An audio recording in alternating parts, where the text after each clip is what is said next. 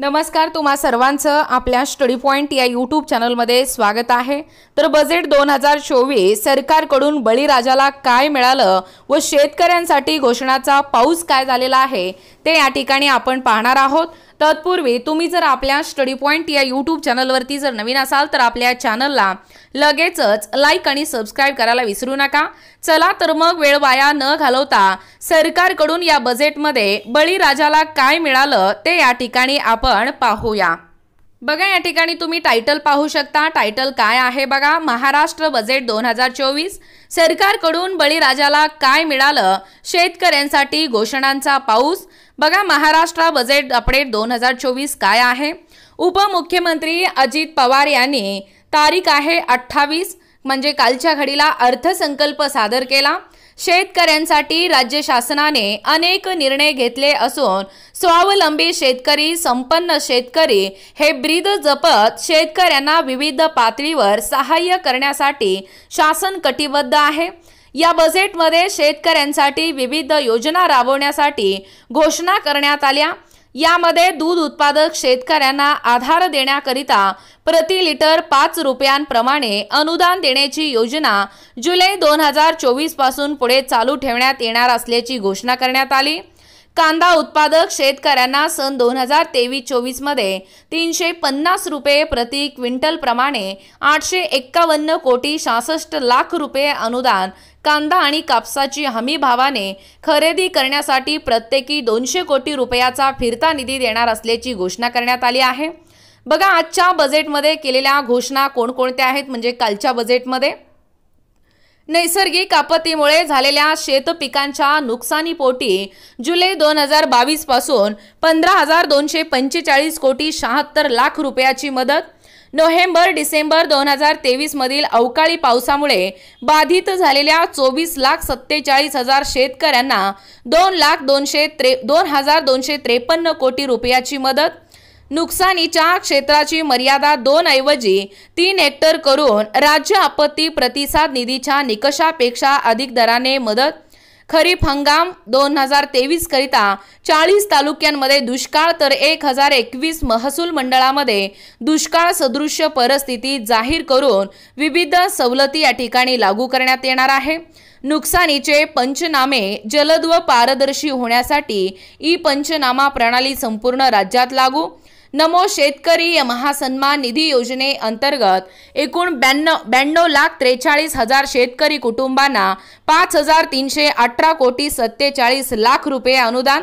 1 रुपयात पीक विमा योजने अंतर्गत 59,57,000 शेतकऱ्यांना 3,504 कोटी 66 लाख रुपये रक्कम अदा। बघा, गोपीनाथ मुंडे शेतकरी अपघात सुरक्षा सानुग्रह अनुदान योजने अंतर्गत 2,794 शेतकरी कुटुंबांना 52 कोटी 82 लाख रुपयाचे अनुदान वाटप। बघा, महात्मा ज्योतिराव फुले शेतकरी कर्जमुक्ती योजने अंतर्गत पीक कर्जाची नियमित परतफेड करणाऱ्या 14,33,000 शेतकऱ्यांना प्रोत्साहनपर रक्कम म्हणून 5,190 कोटी रुपये अदा केले। उर्वरित रकमेचे वाटप त्वरित नानाजी देशमुख कृषी संजीवनी प्रकल्पाचा 6,000 कोटी रुपये किमतीचा दुसरा टप्पा 21 जिल्ह्यात राबवण्यात येणार। माननीय बाळासाहेब ठाकरे कृषी व्यवसाय व ग्रामीण परिवर्तन प्रकल्पा अंतर्गत 1,561 कोटी 64 लाख रुपये किमतीच्या 767 उपप्रकल्पांना मंजुरी। सुमारे 9 लाख शेतकऱ्यांना लाभ। विदर्भ आणि मराठवाड्यातील 14 विपत्तीग्रस्त जिल्ह्यातील केशरी शिधापत्रिका धारक 11,85,000 शेतकरी लाभार्थींना मे 2024 अखेर 113 कोटी 36 लाख रुपये थेट रोख रक्कम अदा। राष्ट्रीय कृषी विकास योजना आणि राज्य पुरस्कृत कृषी यांत्रिकीकरण योजनेतून गेल्या 3 वर्षात 2,14,000 शेती उपकरणाच्या खरेदीसाठी 1,239 कोटी रुपये अनुदान। गाव तेथे गोदाम या नवीन योजनेत पहिल्या टप्प्यात 100 नवीन गोदामांचे बांधकाम तसेच अस्तित्वातील गोदामांची दुरुस्ती। त्यानंतर दूध उत्पादक शेतकऱ्यांना कशा पद्धतीने या ठिकाणी आधार देण्यात आलेला आहे बघा। कापूस, सोयाबीन तसेच अन्य तेलबियांच्या उत्पादकतेत वाढ आणि मूल्य साखळी विकासासाठी विशेष कृती योजना सन 2024-25 मध्ये 341 कोटी रुपये निधी। आधारभूत किमतीनुसार खरीप आणि रब्बी हंगामातील कडधान्य व तेलबियाच्या नाफेडमार्फत खरेदीसाठी 100 कोटी रुपयाचा फिरता निधी। खरीपणन हंगाम 2023-24 मध्ये कापूस सोयाबीन उत्पादक शेतकऱ्यांना 2 हेक्टरच्या मर्यादेत प्रति हेक्टरी 5,000 रुपयाचे अर्थसहाय्य। कांदा उत्पादक शेतकऱ्यांना सन 2023-24 मध्ये 350 रुपये प्रति क्विंटल प्रमाणे 851 कोटी 66 लाख रुपये अनुदान। कांदा आणि कापसाची हमी भावाने खरेदी करण्यासाठी प्रत्येकी 200 कोटी रुपयाचा फिरता निधी।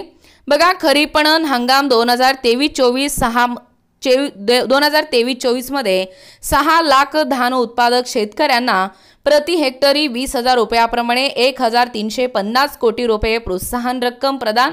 नोंदणीकृत 2,93,000 दूध उत्पादकांना प्रति लिटर 5 रुपयांप्रमाणे 223 कोटी 83 लाख रुपये अनुदान वितरित। राहिलेले अनुदानही त्वरित वितरित करणार। दूध उत्पादक शेतकऱ्यांना आधार देण्याकरिता प्रति लिटर 5 रुपयाप्रमाणे अनुदान देण्याची योजना जुलै 2024 पासून पुढे चालू ठेवण्यात येणार। पशुसंवर्धन, दुग्ध व्यवसाय आणि एकूणच पशुचारा आणि पशुखाद्य उत्पादन या क्षेत्रात नव उद्योजक निर्माण करण्याकरिता नवीन दुग्ध व्यवसाय उद्योजकता प्रकल्प, शेळी मेंढी पालन आणि कुक्कुट पालन प्रोत्साहन देण्यासाठी 2 नवीन प्रकल्प। बघा कशा पद्धतीने माहिती दिलेला आहे। मत्स्य बाजार स्थापना तसेच मासळी विक्री सुविधांसाठी 50 कोटी रुपये निधी। अटल बांबू समृद्धी योजनेसाठी काय अपडेट आहे बघा। या अटल बांबू समृद्धी योजनेतून 10,000 हेक्टर खाजगी क्षेत्रावर बांबूंची लागवड प्रति रोपासाठी 175 रुपये अनुदान। राज्यातील पडीक जमिनीवर मोठ्या प्रमाणात बांबूंची लागवड। नंदुरबार जिल्ह्यात 1,20,000 एकर क्षेत्राची बांबूची लागवड। 5 लाख रुपये किरकोळ जखमी झाल्यास 20,000 रुपयावरून 50,000 रुपये अशी वाढ।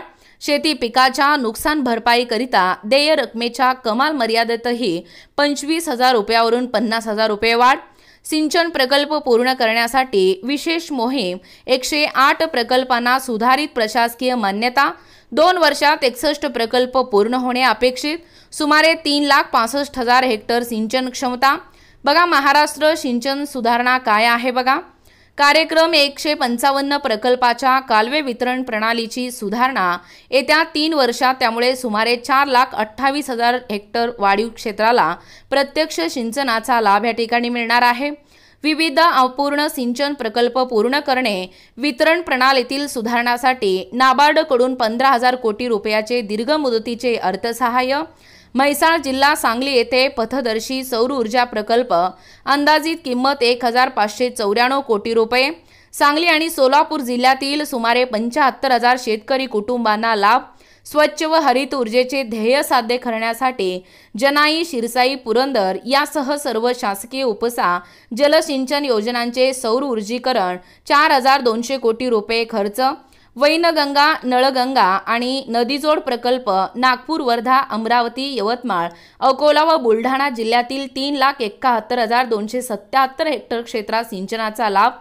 कोल्हापूर आणि सांगली जिल्ह्यातील पुरामुळे होणारी जीवित व वित्तहानी टाळावी आणि अतिरिक्त पाणी दुष्काळग्रस्त भागात वळवण्यासाठी जागतिक बँकेच्या सहाय्याने 3,200 कोटी रुपये किमतीचा महाराष्ट्र प्रतिसादक्षम विकास कार्यक्रम। जलयुक्त शिवार अभियान 2 अंतर्गत मार्च 2024 अखेर 49,751 कामे पूर्ण। 750 कोटी रुपयाच्या निधीची तरतूद आणि गाळमुक्त धरण गाळयुक्त शिवार या योजनेअंतर्गत एकूण 338 जलाशयातून 83,39,818 घनमीटर गाळ काढण्यात आला। यातून 6,000 शेतकऱ्यांना लाभ। मागेल त्याला सौर ऊर्जा पंप शेतकऱ्यांना दिवसा अखंडित वीज पुरवठा करण्यासाठी सौर ऊर्जीकरण करण्याचा 15,000 कोटी रुपयाचा प्रकल्प। एकूण 8,50,000 शेतकऱ्यांना सौर ऊर्जा पंप उपलब्ध करून देण्यात येणार। बघा, एकूणच अशा पद्धतीने या ठिकाणी तब्बल ह्या ज्या घोषणा आहेत ते कालच्या या बजेटमध्ये म्हणजे या सरकारकडून बळीराजाला काय मिळालं याचं उत्तर या व्हिडिओच्या माध्यमातून आपल्याला मिळतो आहे। अशाच प्रकारचे नवनवीन अपडेट पाहिजे असतील किंवा तुम्ही जर कोणत्याही स्पर्धा परीक्षेची तयारी करीत असाल किंवा तुम्हाला जर आमच्या अध्यापनाचे व्हिडिओ आवडत असतील किंवा तुम्ही जर आपल्या स्टडी पॉइंट या YouTube चॅनलवरती जर नवीन असाल तर आपल्या या चॅनलला लगेचच लाईक आणि सबस्क्राईब करायला विसरू नका। भेटूया अशाच पुढच्या नवीन व्हिडिओमध्ये। तोपर्यंत धन्यवाद।